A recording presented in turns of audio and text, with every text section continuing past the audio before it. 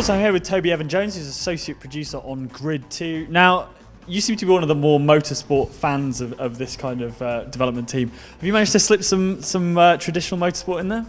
Yeah. Well, there's going to be some classics in there, definitely, without a doubt. Grid 2, we've sort of taken the approach where we want to get the best of every sort of area of vehicles that are around. So, it's talking about like the BMW M3 Sport Evo, absolutely classic European motorsport car, rear-wheel drive. In terms of the handling, you guys have kind of stripped away all the kind of driving aids and the kind of complex twiddling that normally happens just before you go into a race in one of these games. How have you managed to strike a balance between something that is both drivable and also satisfying to a hardcore racing audience? Yeah, I mean, first of all, I'd say we haven't sort of stripped out all of the customization on the cars. There will be, you will be able to sort of change your cars, but assists is something that we have stripped out, and that was a decision that we made really early on in development. It's a long story, but the long and short of it is that we feel that assists, while the team have done fantastic work with them in the past, they ultimately get in the way of appreciating the character of the vehicle. So we absolutely want players at home to be able to understand what it's like to drive those vehicles.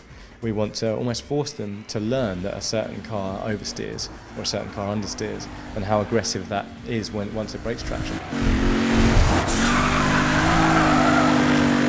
So I'm here with James Nichols, who's Chief Game Designer on Grid 2. So you guys have tried storyline in video games a fair few times. Have you got it right this time? Yeah, we think so.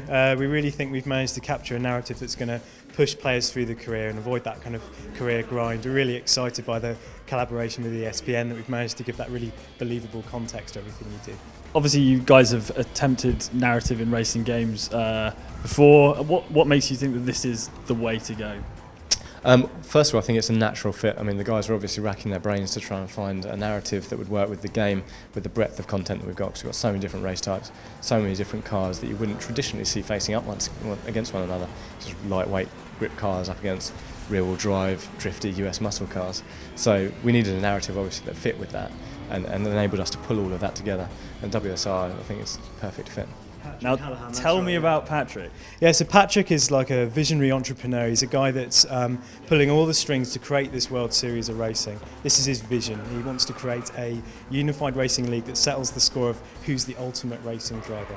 And he's trying to pull together racing clubs from all around the world, combine them into this one format, and feature all these different disparate types of racing to really settle that score.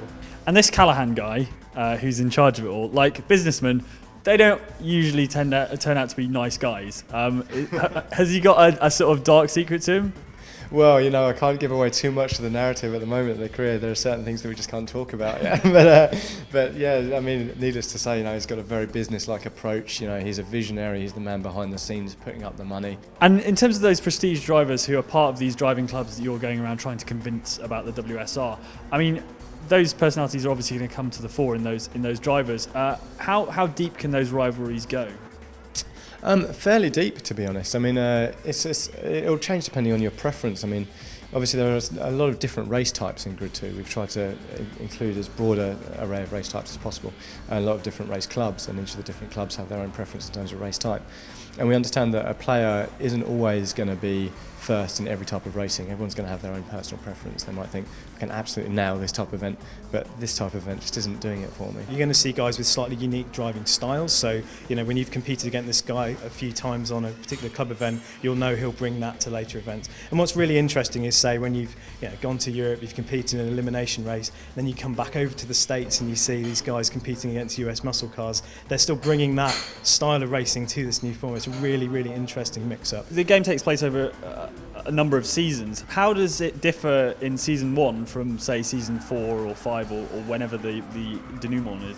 So at the start of the game, you start really small, really humble beginnings, based on your own sort of property in the US, your own little garage, a few thousand fans who've tracked your amateur racing. And as the game grows, you're seeing this kind of visual progression throughout the game. You're seeing the tracks start to grow in terms of the number of spectators and the amount of spectacle beside the tracks. You're seeing fireworks, you're seeing laser projections, all this stuff is growing around you. Your garage facilities are growing, the types of car you're racing against are growing. Everything's getting bigger and bigger as you go. I find that motorsport's often kind of struggling for relevance sometimes, certainly in this kind of internet age and things. Is this your sort of answer to that crisis of relevance? So yeah, at this day and age, obviously everyone's into social media. Everyone's always on their sort of Twitter, Facebook accounts, sort of texting each other. Obviously TV, newspaper, all of that. And that's something that we've tried to tie in with the single-player narrative in Grid 2 very strongly. So as you're progressing through your own personal career, and at the same time, this World Series of Racing is also picking up and becoming more widely known about. That sort of social media integration is going to be constantly coming back to you throughout your career.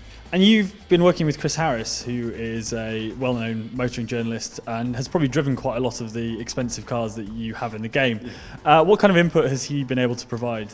Oh, Chris has been fantastic, to be honest. He's a really knowledgeable guy, massive petrol head. His experience is invaluable for a company like us and developers, because obviously while we start by taking all of the real world specifications direct from the manufacturers and we plug those into our physics simulation, we get it handling as accurately as possible to what we believe to be an accurate simulation. But that's when Chris comes in, and someone like Chris, and he's invaluable. He sits down with the car and he can immediately verify whether that handles as he'd expect it to out on the track. And he's had so much time behind the wheel in so many different cars that he can really help to pick up on any minor issues that perhaps have been missed. Now, the initial release date for the game was listed as summer, but now it's kind of moved forward to May. Is there a particular reason for that? Are you not massively stressed out about this? No, I think it's more that we've kept it a little bit loose until we had it locked in. It's not a bring forward. There's nothing in those terms. We haven't kind of brought the date in or moved it around. It's always been the planned release date. It's just that we're now confident enough to lock it in.